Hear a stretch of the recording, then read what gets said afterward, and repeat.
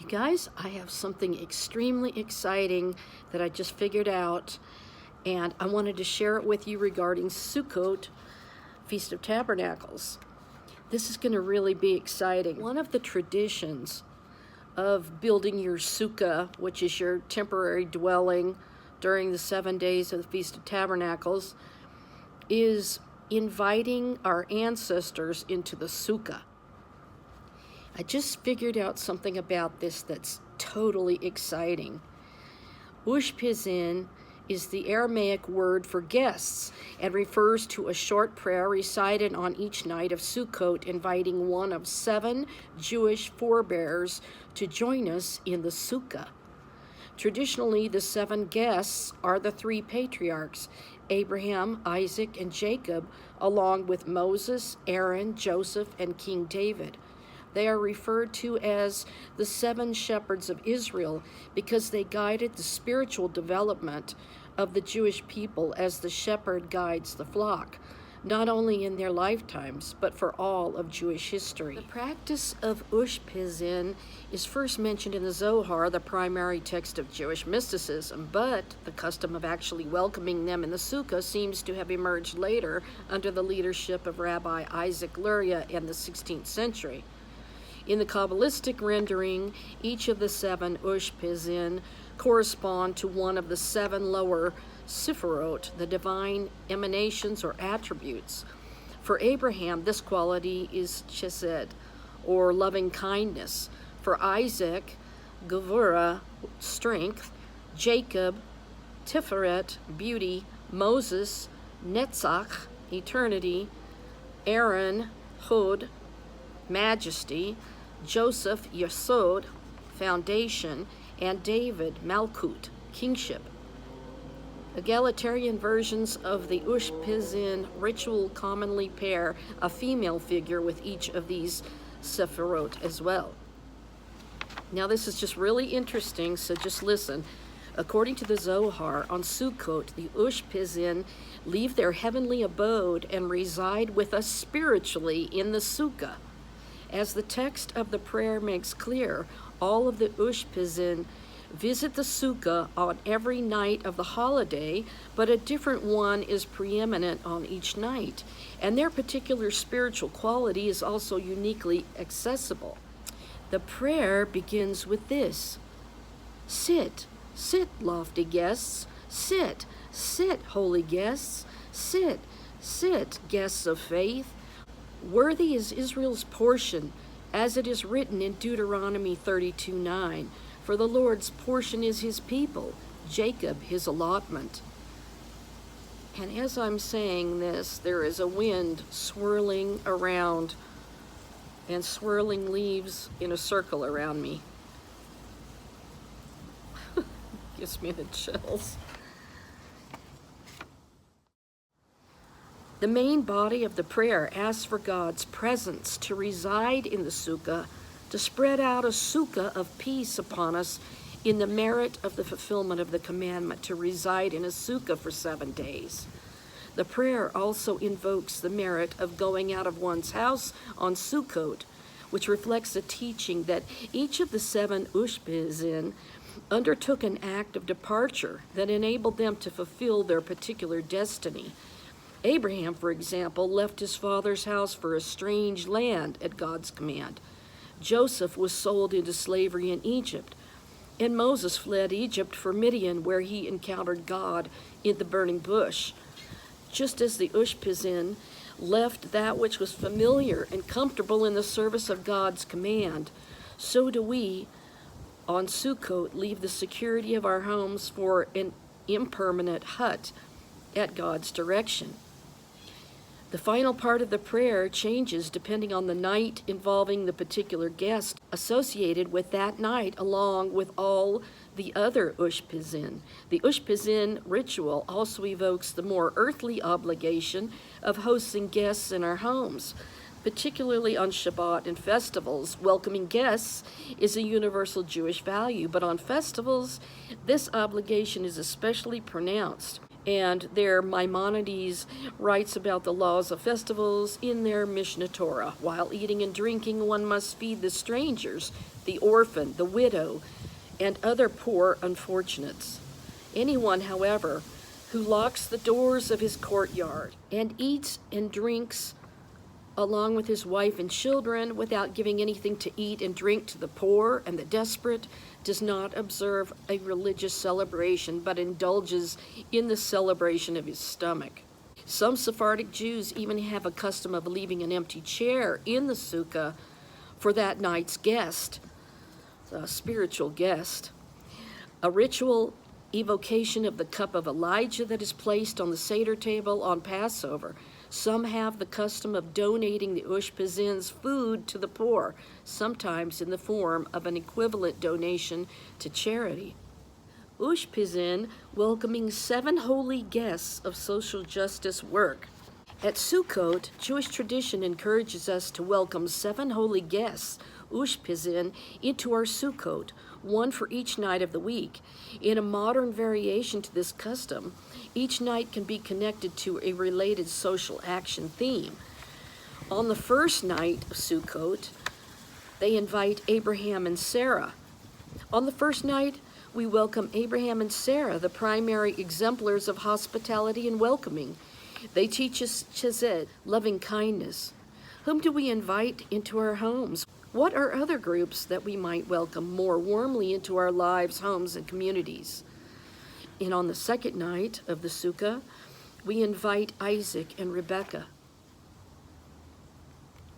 On this night, we welcome Isaac and Rebekah, who teach us gevura, strength, and Isaac is an exemplar of powerlessness, one who was passive and had no will of his own. On the other hand, Rebekah, by causing Jacob to take his brother's birthright, is an exemplar of proactivity, taking control over the future of her people. When might it be best to sit back and subdue ourselves, and when is it important to take action for what we believe in? What are examples of actions that we can be taking in order to ensure a better future for humankind? On the third night, we invite into the Sukkah Jacob and Rachel. Tonight we welcome Jacob and Rachel. Jacob fell in love with Rachel because of her beauty, rejecting her sister Leah, who had weak eyes. What role does physical appearance play in our lives? How can we embrace diverse beauty concepts that recognize the value in various cultures and backgrounds? In what ways do we discriminate on the basis of physical characteristics and abilities? How can we endure justice and equality for all, regardless of appearance? Now, on the fourth night of Sukkot, they welcome Yaakov and Moses. Yaakov ensured the survival of the Jewish people by defying the ruling power and saving Moses. Moses' acts of leadership resulted in our freedom from slavery. They encourage us to remember the importance standing up for what is right and taking action to bring about justice for ourselves and others. Today, there are others who are still struggling for their freedom. What is our responsibilities to those people? On the fifth night, we welcome Miriam and her brother Aaron. Miriam and Aaron are known for their words. Miriam led the women in song at the shore of the sea and was also punished for spreading gossip about her sister-in-law. Aaron was Moses' spokesperson, standing up to Pharaoh and helping the Israelites find freedom. How do we use our speech to hurt or demean others, or to make the world a better place? How can we use communication to create change? And what are some specific ways we can raise our voices to speak out for social justice? On the sixth night, tonight we welcome Joseph and his Egyptian wife, Osnat. After suffering injustice and servitude, Joseph became quite powerful in the land of Egypt. Both Joseph and Osnat are symbols of wealth, power, and abundance. The Israelites found refuge in Egypt as they fled famine, and so too, many now come to America to find a better life. How might this analogy affect our perception of America's role in the world? And what should our sense of responsibility and action be in light of our overall wealth and power? On the seventh night, we invite King David and Michal. On the last night of Sukkot, we welcome David and his wife Michal. Although he is remembered as a great leader, as king, David shed much blood and abused the power of his office for personal gain. Today as well, world leaders have the capacity to make war or peace, to use their authority to help others, or to achieve personal profit. Do our leaders use their power wisely? And if not, what is our responsibility to make sure that they do? The inspiration for Hachnasat Orechim, hospitality to guests, goes back to our first patriarch. And the first guest honored, Abraham. He would sit outside waiting for the opportunity to invite dusty wayfarers into the shade of his tent, and then run to prepare a meal of the choicest ingredients. A midrash based on the apocryphal book of Jubilees claims that the first booth on which the holiday Sukkot is based was built by Abraham when he greeted the three angels who came to tell him his wife Sarah would at last bear a child in Genesis 18:1-10. Jubilees 16:21 traces other observances of Sukkot to Abraham's tents in Beersheba, where he erected an altar and circled it while praying. We perform a short ceremony to welcome the Ushpizin, Aramaic for guests. The full text for the invitations that they join us, including prayers that our fulfillment of the mitzvah of sukkah will be worthy of divine favor, is printed in a full daily festival Seder, or prayer book. Then on the first day we say, I invite to my meal the exalted guests, Abraham, Isaac, Jacob, Joseph, Moses, Aaron, and David. May it please you, Abraham, my exalted guest, that all the other exalted guests dwell with me and with you, Isaac, Jacob, Joseph, Moses, Aaron, and David. On each day, a different one of the seven is singled out in order. The Sephardim, Jews of Spanish or Mediterranean ancestry, who often set aside a special chair laden with holy books for the Ushpizin, invite the patriarchs, then the leaders, prophets, Moses and Aaron, then royalty, Joseph and David. They often send provisions to the poor, along with a note saying, this is the share of the Ushpizin. Recently has become popular in some circles to invite matriarchs and other important women of Israel. Sarah, Rachel, Rebecca, Leah, Miriam, Abigail, and Esther, either paired with the men or on their own. In addition to serving as a reminder of our duty to the poor, it is said that the Ushpizin would refuse to enter a sukkah where the poor are not welcome. Each of these exalted personages represents uprootedness. Abraham left his father's home for the land God promised to show him. Isaac went to Gerar during a famine. Jacob fled from his brother Esau to the habitat of Laban. And Joseph was sold to merchants and taken to Egypt. Moses fled to Midian after inadvertently killing an Egyptian, and he and Aaron wandered the Sinai for 40 years, and David hid from Saul in the wilderness and also from Absalom, his son. Each in his wanderings contributed to the world through a respective personal characteristic: loving kindness, strength, splendor, glory, holiness, eternity, and sovereignty. Reflecting the periods of homelessness and wandering in their lives, our temporary dwellings can inspire us to emulate the benefits they brought to the world. Many people put up plaques or pictures of the Ushpizin containing the blessing and scenes from their lives. And it's interesting, it's said that they had periods of homelessness and wandering, and I'm in good company, you guys, because I don't have our home anymore. And I'm out here trying to do the testimony that God gave me. And now I'm just going to blow your minds. Okay, so Jesus came into Capernaum. So when he was there, a centurion came up to him, begging him for help and saying, Lord, my servant is lying at home paralyzed with intense and terrible tormenting pain. And Jesus said to him, I will come and heal him. But the centurion replied to him, Lord, I am not worthy to have you come under my roof, but only say the word, and my servant will be healed.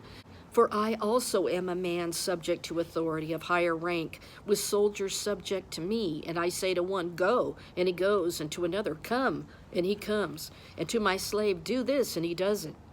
When Jesus heard this, he was amazed, and said to those who were following him, I tell you truthfully, I have not found such great faith as this with anyone in Israel.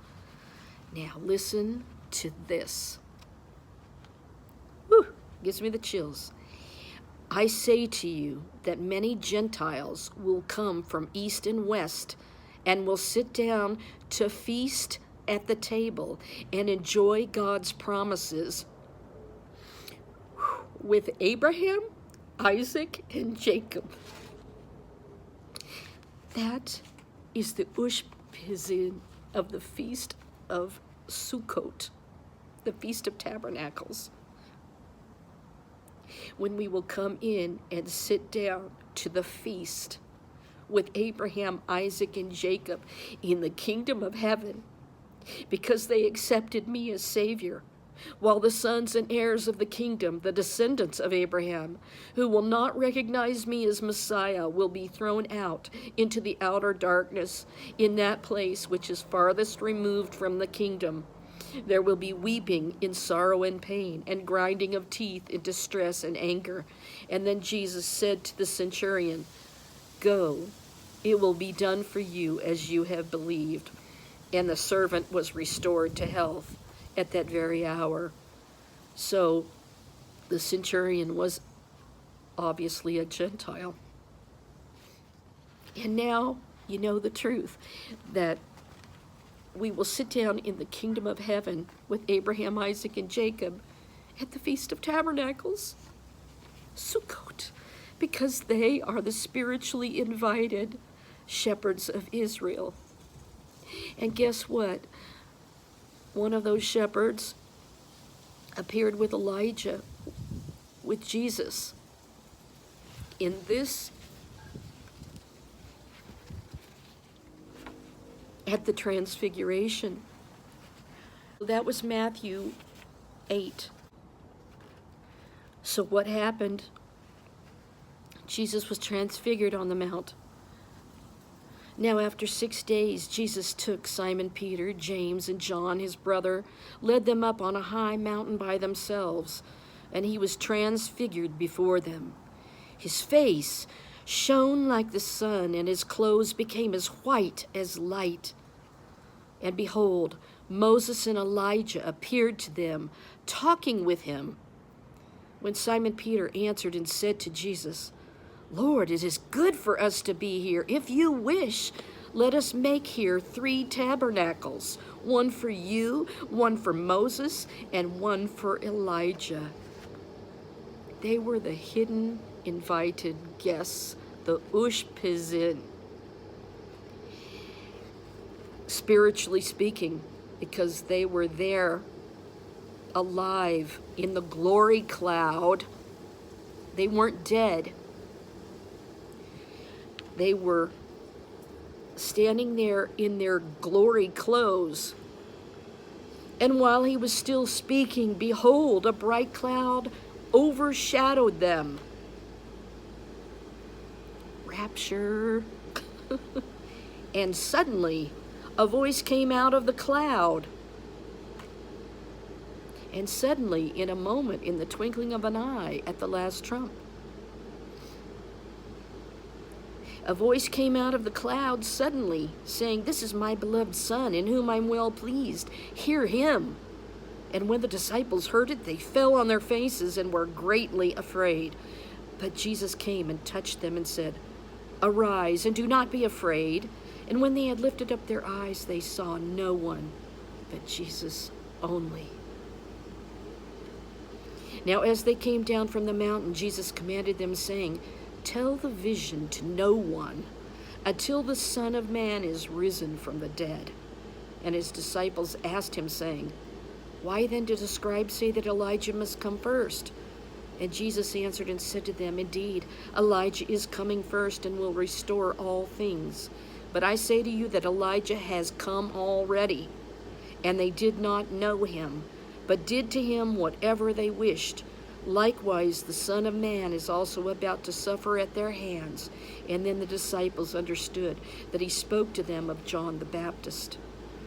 So John the Baptist came in the spirit of Elijah to prepare the children of Israel to wash their garments in the Jordan River, to cleanse themselves in order to meet the King of Kings face to face. So the disciples entered the cloud as it overshadowed them. It came over them, and then they saw the glory of the Messiah. And they wanted to build the sukkahs for them because it was the Feast of Tabernacles. And these were the Ushpizin that were the spiritually invited guests into their sukkahs. And we will sit down at the feast, it says, with Abraham, Isaac, and Jacob. And you guys, that is referring definitely to the Feast of Tabernacles, which we are in right now. Wow, this is an extraordinary discovery, and gosh, it chills me. And I have rain sprinkles starting right now, and I had the wind swirling around me. I had the chills from it because the Holy Spirit is speaking through this truly astonishing revelation. Could this very well be the time that the dead are resurrected? Consider the fact that Elijah and Moses, who had been dead for centuries, appeared alive with the Messiah in the glory cloud as he was transfigured before them into his glory, and they saw him and fell to the ground because his power was so astonishingly magnificent. And of course, you can invite the Messiah into your sukkah as the number one king, son of David. I just think this is so thrilling. And here we are at the feast, and will we be gathered up into the glory cloud and see his glory in his shining garments when suddenly a voice comes forth out of the cloud and tells us to come up here? And the dead are resurrected just before we go up to meet them in the glory cloud with the Lord. Wow. You know, the Lord is the early and latter rain. We have had no rain, and there's raindrops on the ground right here. As I'm sitting here, it's the storm's coming, and the leaves are swirling. The wind was making a circle around me right here. You can see the leaves spinning on the ground.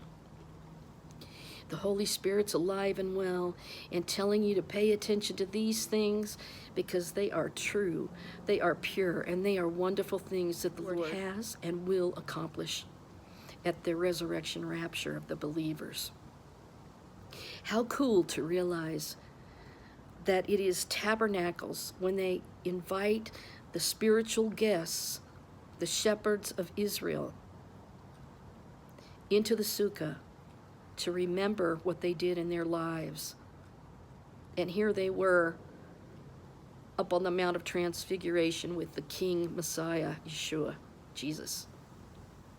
And here they are talking about the feast and sitting down with Abraham, Isaac, and Jacob in that order, because that's the order in which they are listed to be welcomed into the sukkah.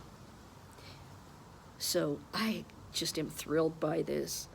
So anyway, please give a like, please support this channel, and I just pray this blesses you on this second night of Sukkot, and keep looking and watching for the Lord.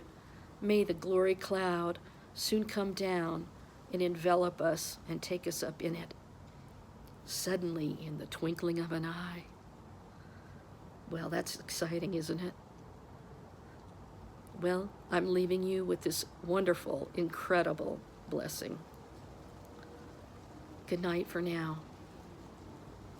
I'll see you next time. Bye.